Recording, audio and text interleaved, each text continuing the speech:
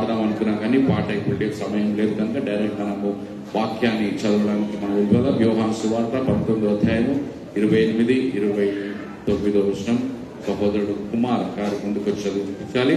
తదనంతరము 5వ మాట నిమిత్తమై చంద్రకళ సిస్టర్ గారిని వారి యొక్క చిన్న కోడలు మిసెస్ రంజిత్ గారు ఒకవేళ ఉంటే ఇద్దరు ఎవరైనా ముందుకు వచ్చి ప్రార్థన చేయాల్సిందిగా నేను కోరుచున్నాను. తదనంతరము మనల్ని ప్రేమించి మన మధ్యలో వచ్చినటువంటి దైవ సేవకురాలు ఎవాంజలిస్ట్ సునీత ఎలేజాంటి గారు వాక్యాన్ని ఉపదేశించడానికి సమయాన్ని పాటిస్తూ కొద్ది సమయంలో ఆత్మీయ మర్మాలని మాకు తెలియపరచాల్సిందిగా కోరుచున్నాను. Thank you.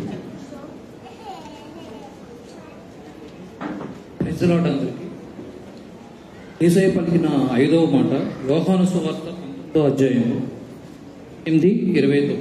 అటు తరువాత సమస్తము అప్పటికి సమాప్తమైనదని యేసు తిరిగి లేఖనమును నెరవేర్చినట్లు నేను దప్పిక కొనుచున్నాను అని చిరాకుతో నిండి ఉన్న పాత్ర అక్కడ పెట్టి ఉండెను కనుక వారు ఒక స్పంజి చిరాకుతో నింపి హిస్సోపుకు పుడకకు తగిలించి ఆయన నోటికి అద్దించిరి.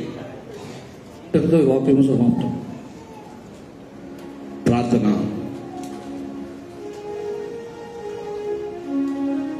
రంజిత్, చంద్రకళ సిస్టర్ వాళ్ళ ఫ్యామిలీ ఎవరైనా వచ్చారండి? ఎవరు కనిపించలేదు. రండి మనం.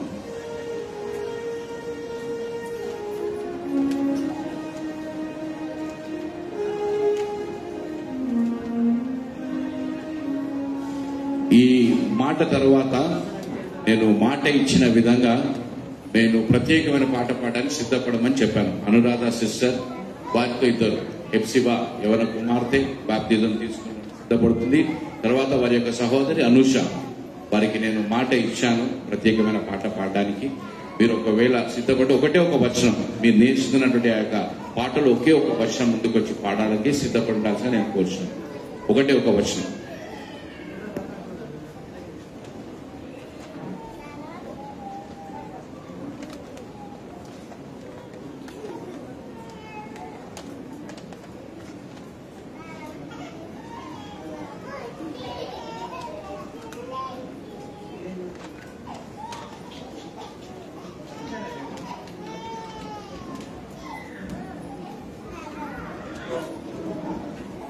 ప్రార్థించుకుందాం.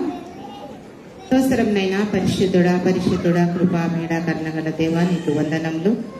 ఇదిగోనైనా ప్రభువా గడిచిన దినంత కాపాను రక్షించిన సురక్షితంగా ఉంచును నాయన మరి కుటుంబంతో సంఘం ఎంతో ప్రభువా నువ్వు ప్రేరేపణించి ప్రేమించి కనికరించి నాయన ఆశీర్వదించిన ప్రభు ఆయన 4 గుంపులు బిడ్డలను స్త్రీలను పురుషులను ఫాస్టింగ్ ప్రేయర్లో మరి ప్రతి ఇల్లు దర్శించిన బిడ్డలనందరినీ దీవించి ఆశీర్వాదించమని అడుగుచున్నాము. దేవా నీకు వందనములు. మా నిమిత్తం నాయన మరణించి తిరిగి నాయన 3వ దినం లేచిన దేవానికి స్తోత్రం. కలువరి సిలువలో కాల్చిన అమూల్యమైన రక్తం ప్రవేశింపజేయి. మా పాపములు కడిగి వేసిన కాపాడిన రక్షించు నాయన. సంఘం చుట్టూ కంచె వేసి పెట్టి సంఘంలో ఉన్న ప్రతి బిడ్డ చిన్నలను పెద్దలను అధికారులను దీవించి ఆశీర్వాదం.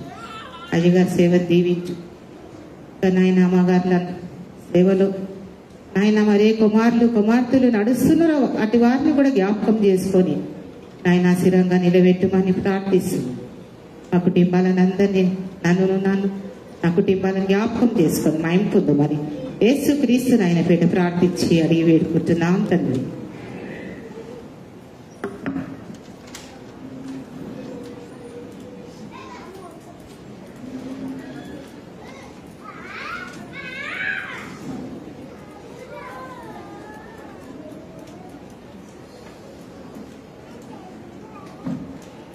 హల్లెలూయా.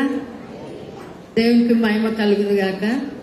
ఎప్పుడు చూడండి 7 మాటలు మాట్లాడేటప్పుడు ఏది మాట్లాడాలి అదే. ఎందుకంటే పాస్టర్ అయ్య గారికి ఎక్కువ సమయం ఉండదండి.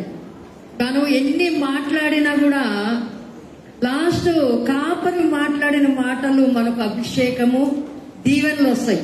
హల్లెలూయా. ఈ మాటలో మరి దేవునికి వందనాలు కలిగి దప్పికొని ఉన్నాను.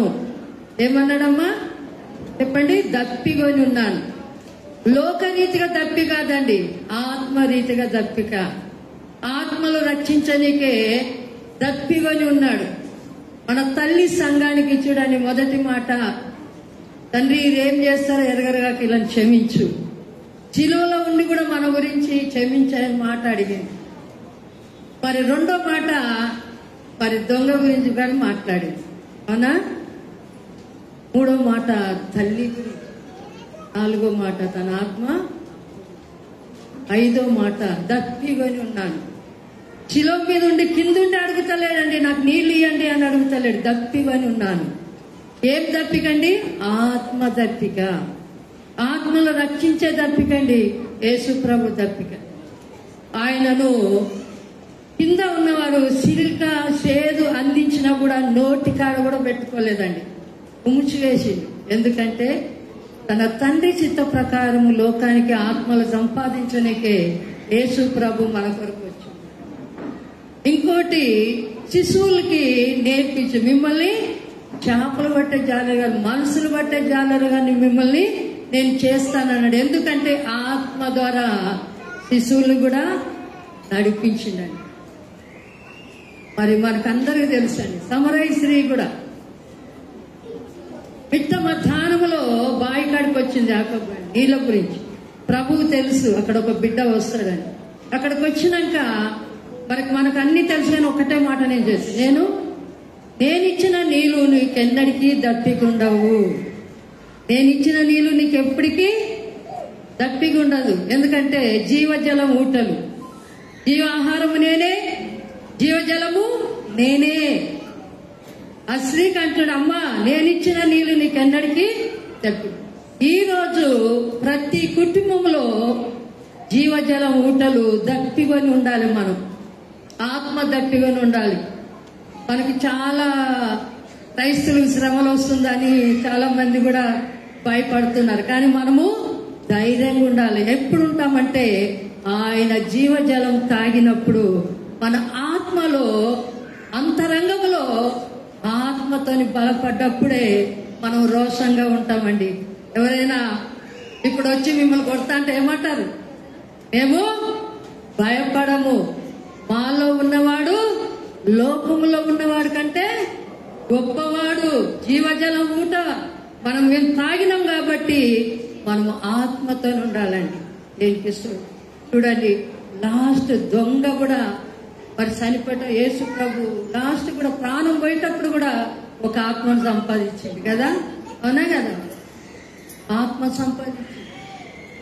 మరి ఎందుకు దొంగకు ఆయనతో చేసిండ్రు? ఎందుకంటే ఒక ఆత్మ నశించిపోతాడని దేవుడు తెలుసు కాబట్టి ఆ దొంగలు కూడా అక్కడ సిలువ వేసిండ్రండి. హల్లెలూయా. అందుకే ఈ మధ్యాహ్నం సమయంలో మన మెథడిస్ట్ తల్లి సంఘము, తల్లి గురించి కూడా చెప్పింది కదండి. మరి ఇది తల్లి సంఘమే కదా.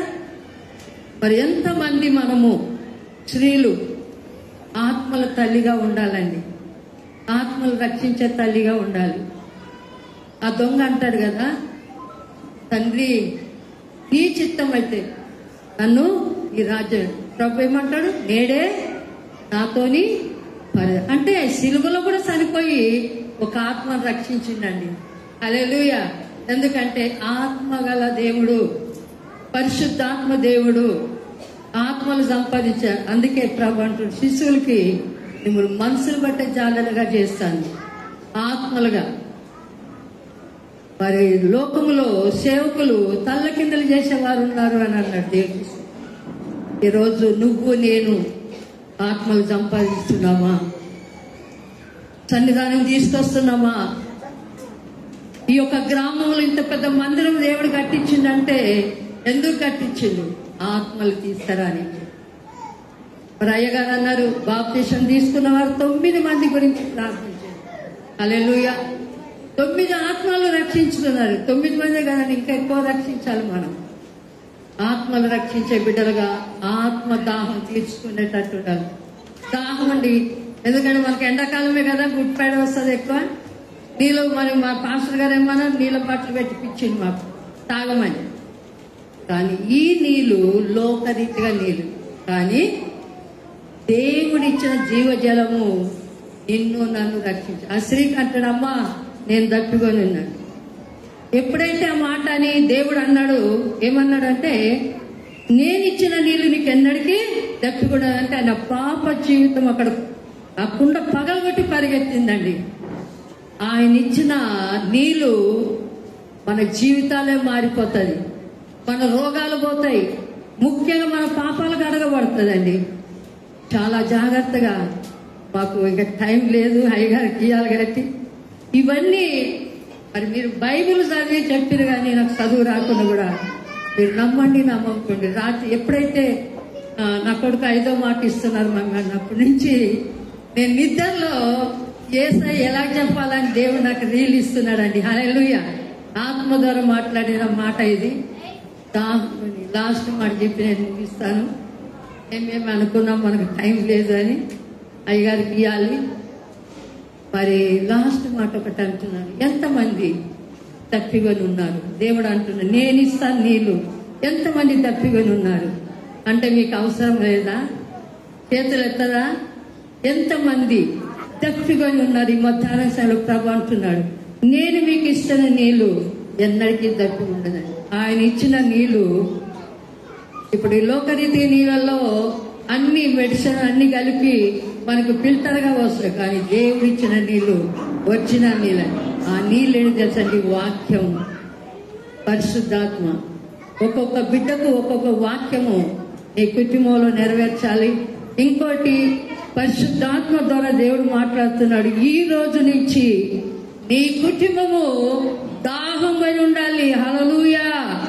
దేవుడు అంటూ నేను ఇస్తున్నాను జీవజలం ఊటలు, నేను ఇస్తున్నాను మీకందరికీ, నా పిల్లలకి అందరికి ఇస్తున్నాను. చాలా జాగ్రత్తగా ఈ నీళ్లు మీరు తాగి సువార్త ప్రకటించాలి.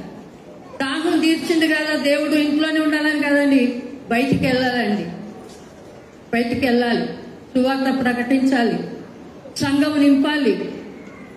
మధ్యాహ్నం సమయంలో దాహం కొని ఉన్నారు కాబట్టి ఆ స్త్రీ ఆ మాట విని వెళ్ళి శిష్యులకు చెప్పిండు కదా, రండి యేసయ్య నజరేతు యేసు వచ్చిండు, రండి నాకు ఇచ్చిన దాహం మీకు కూడా అని ప్రకటించినట్టు మనం ఈ మధ్యాహ్నం సమయంలో దాహం కొని ఉన్నాం కాబట్టి చాలా జాగ్రత్తగా మీ కుటుంబంలో ఈరోజు వాక్యం నేనే ఆహారం, జీవాహారం నేనే, జీవజలం నేను. ఏం లేదు, దీని మీద ఒక పాట కట్టినా ఎప్పుడైనా సండే అయ్యగాదిస్తే ఆ పాట నేను పాడతానండి. హల్లెలూయా. మరి దేవుని వందనాలు. మరి ఈ సమయం మరి నాకు ఇచ్చినందుకు దేవుని వందనాలు. సంఘ కాపరికి, సంఘ కమిటీకి మీ అందరు కూడా వందనాలు తెలుస్తున్నాను.